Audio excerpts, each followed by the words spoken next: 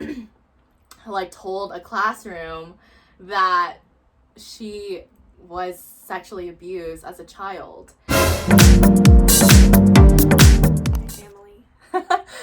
All right. Hey, what's up, everybody? Today we're here to talk about toxic friends. I have my best friend Annie with me, and we're going to talk really quickly about a friend that was toxic in high school, some red flags to look for. So while we do that, this is not sponsored, we're gonna eat some honey roasted peanuts. I don't know if you guys like these, but I love them. So yeah, hopefully you don't hear us chewing, but Planners, please sponsor us.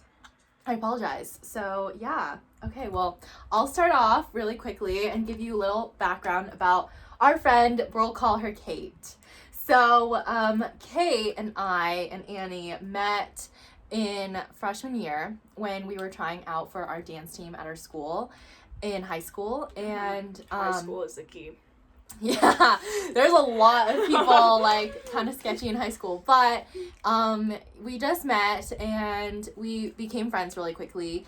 But the more that school went on, I kind of realized that she was a bit, I don't know, would you say, like, it's just She was weird. a bit much, let me just say. Yeah, so I mean that's kind of how I met Kate. Like, do you have any different experience? I met Kate during our uniform fitting, and she had to help me get the top off of my boobs.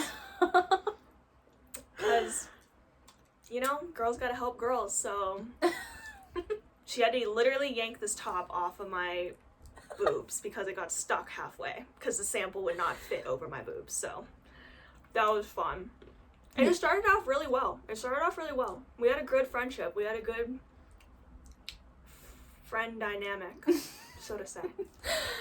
Yeah, so I would say that in the beginning, she would be FaceTiming me every day after school. We would come home from school. She'd call me and we'd talk all the time. So for me, I felt like it was easy to trust her because we were talking all the time and we kind of became inseparable as time went on.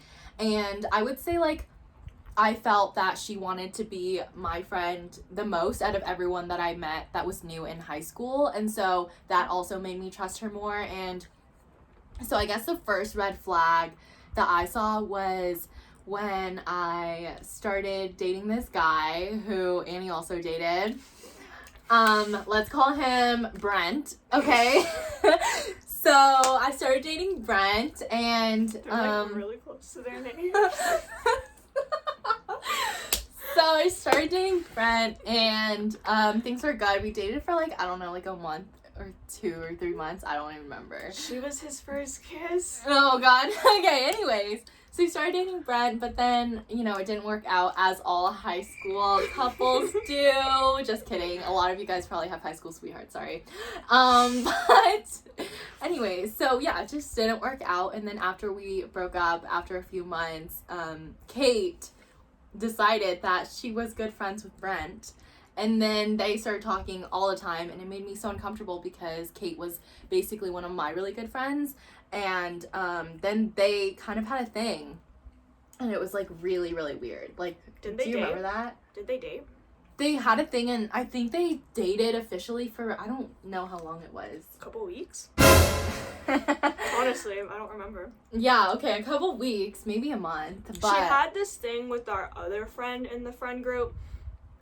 Toxic. That's it. Okay, but then the thing is that this other guy that she had a thing with, he was cheating on his girlfriend with her, so this was a mess to begin with. We just didn't realize how deep this was until, like, we were too late, so. Yeah, basically. And honestly, after that situation with Kate and Brent, I was just like, okay, like, maybe it's a coincidence, like, it doesn't bother me. So then I started having a thing with this new guy named Derek. And so so Derek and I became friends through class. And then, I don't know, I kind of felt like I started to like him a little bit.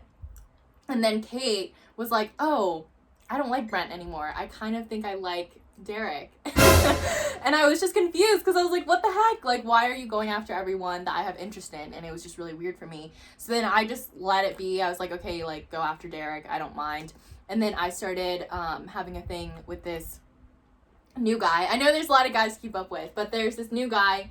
I'm even lost. Hold on, I gotta think. It's been a while since we had to recap on this, so it's a throwback for me too. Oh, I know Derek. Okay. I know Derek. Okay.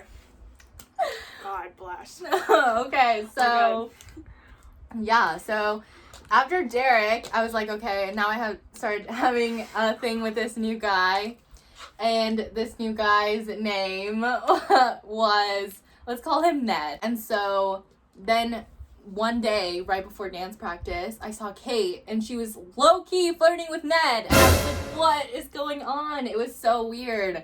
And afterwards, I asked Ned, I was like, did you just, like, catch, like, what was going on? And he was like, yeah, that was really odd. Like, I don't know what was going on, but yeah, definitely not into Kate. So that made me feel better. But it was just, like, the beginning of a toxic friendship, and so soon I started to realize she was lying to me a lot. She was just, like, kind of a compulsive liar. Like, did you ever catch her, like, in a lie?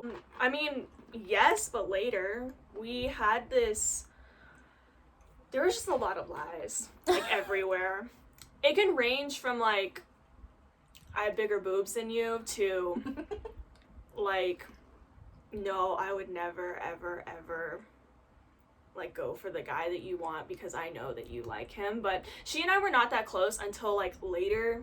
So, yeah, for me, that was my experience. And then it was really weird because she would just start crying often whenever I would try to confront her about it and ask her about, like, why she was going after every guy that I liked. And then, so that kind of, you know, we started to grow apart, and I could feel that she really wanted to hang on.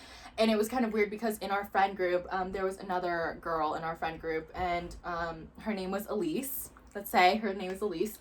And Elise and I actually grew up together. We were childhood best friends, and I could tell, like, Kate was trying to form, like, a barrier between Elise and I because she didn't want Elise to get closer to me than she was. And it was really sketchy because she would, like, say that I said something bad about Elise to her, and then vice versa to me. And then whenever we would hang out, she would be like, oh, can it just be you and me hanging out? Like, I don't really, like, care to invite anyone else. And she would always just kind of, like, try and isolate me from, like, everyone else, including Elise and Annie. And I just don't know, like, why she did that. And for a while, I still believed that she was a good friend just because, like, she showed me that she really cared about me. So I wanted to believe that. But then it got kind of toxic when I just kept seeing that she was lying about a lot of things. Like, there was even one incident where she like, told a classroom that she was sexually abused as a child.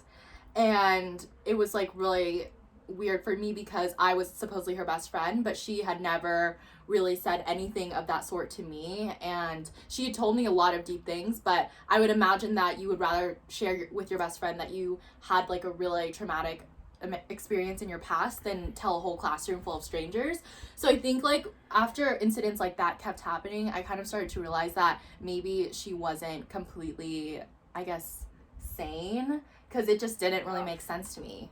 And I think she had, like, a lot of deep things that she needed to work out on her own. Basically, she told Trammy that I said something about her, and then she told me that Trammy said something about me. What really made it real for me was during the spring of my freshman year when I kind of realized that, you know, this wasn't a healthy friendship for me to have, where someone was lying to me all the time, spreading rumors to my close friends that I was saying, talking bad about them, going after a guy, like every single guy that I was interested in. It just didn't seem like a healthy friendship.